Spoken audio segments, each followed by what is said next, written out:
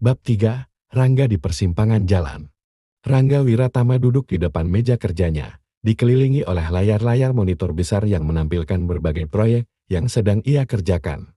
Laboratorium pribadinya tidak seperti ruang kerja pada umumnya. Ini adalah tempat di mana kejeniusan Rangga terlihat nyata. Ada prototip robot kecil yang bergerak sendiri, hologram peta kuno Majapahit, dan alat canggih lainnya yang bahkan belum dikenal oleh dunia luar. Namun, meskipun laboratorium itu penuh dengan karya cemerlang, ekspresi Rangga menunjukkan sesuatu yang lain: keraguan. Pandangannya kosong, seolah-olah pikirannya berada di tempat yang jauh. Di hadapannya, sebuah buku sejarah terbuka, menampilkan gambar lambang Majapahit.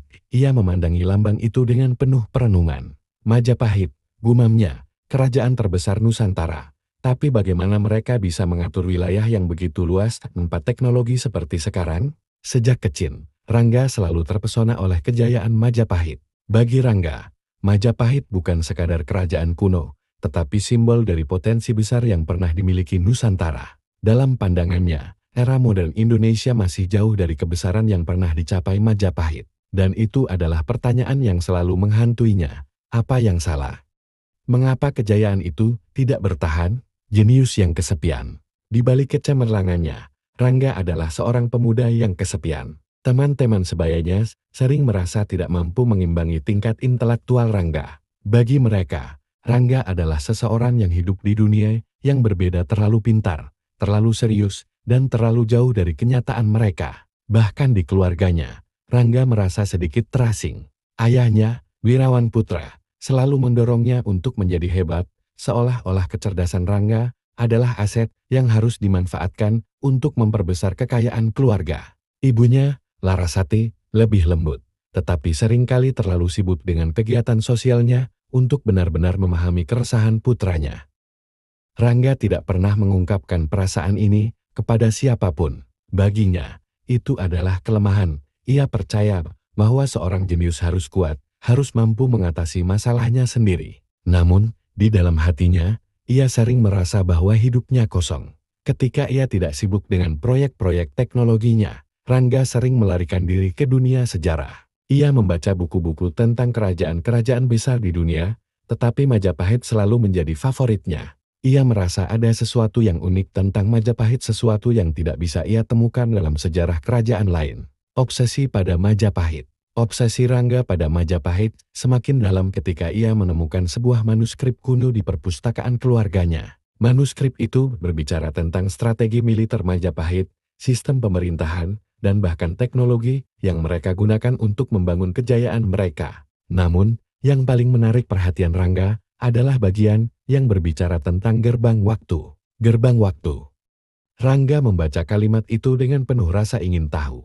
Menurut MNWSKRIP itu, ada legenda tentang sebuah alat atau portal yang memungkinkan seseorang untuk melintasi waktu. Portal itu konon tersembunyi di suatu tempat yang hanya diketahui oleh para petinggi kerajaan. Awalnya, Rangga menganggap itu hanya mitos. Tetapi semakin ia mempelajari manuskrip itu, semakin ia merasa bahwa ada sesuatu yang lebih dalam dari sekadar cerita dongeng. Bukti-bukti kecil yang tersebar di manuskrip itu mulai membentuk pola. Dan Rangga mulai mengembangkan teori-teorinya sendiri. Kalau benar ada cara untuk melintasi waktu, pikir Rangga, apa yang akan aku lakukan? Apakah aku bisa melihat langsung bagaimana Majapahit membangun kejayaannya? Pikiran itu semakin menghantuinya setiap hari. Rangga merasa bahwa hidupnya yang sekarang terlalu datar. Ia ingin sesuatu yang lebih, sesuatu yang benar-benar bisa menguji kemampuannya dan memberi makna pada hidupnya. Percakapan dengan sang ibu. Suatu malam, Rangga memutuskan untuk berbicara dengan ibunya. Di antara semua anggota keluarganya, Larasati adalah satu-satunya orang yang bisa memberikan sedikit kedamaian bagi Rangga. Mereka duduk di balkon, memandangi bintang-bintang di langit malam. "Ibu," kata Rangga, memecah kesunyian, "menurut ibu, apa arti hidup ini?" Larasati tersenyum. "Kenapa tiba-tiba bertanya seperti itu, Nak? Aku merasa seperti aku punya segalanya. Tapi tidak punya tujuan. Aku terus bekerja, terus belajar. Tapi untuk apa?" Larasati menghela napas dan meraih tangan putranya. "Arti hidup itu berbeda untuk setiap orang, Rangga. Tapi satu hal yang ibu tahu, arti hidup itu seringkali tidak ditemukan, melainkan diciptakan. Rangga terdiam, merenungkan kata-kata ibunya. Kalau kamu merasa kehilangan arah, mungkin itu karena kamu belum menemukan apa yang benar-benar membuat hatimu bergelora. Apa yang kamu lakukan bukan untuk orang lain, bukan untuk keluarga ini, tapi untuk dirimu sendiri. Kata-kata itu semakin menguatkan keinginan Rangga untuk mencari jawabannya sendiri. Ia sadar bahwa ia tidak bisa terus hidup dalam bayang-bayang harapan orang lain.